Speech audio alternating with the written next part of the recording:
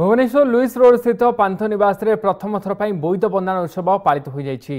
उत्कलर गरिमामय गाथा को उज्जीवित करने एभली प्रयास कर उत्सव में ओटीडीसी अध्यक्षा श्रीमय मिश्र अभिनेता आकाश दास नायक जोगदे डंगा भसाई।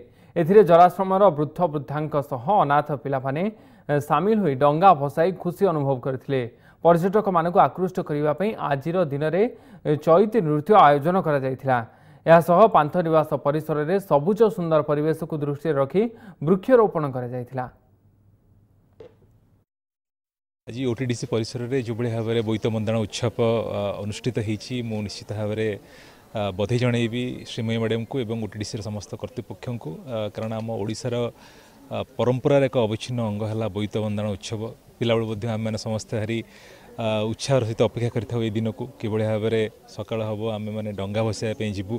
आज आम ओटीडीसी पांथ निवास तरफ जराश्रमर अंतेवासी एवं किसी स्टूडेंट्स सहित मिसिकी आम एठारे पालन करुचु बोईत बंदाण उत्सव। यही अवसर में आम सहित जो मैंने योगदान देते से चैती डांस जोटा कि ओडिशार गोटे सुंदर डांस फॉर्म ताकू देखिबार सुजोग पाई।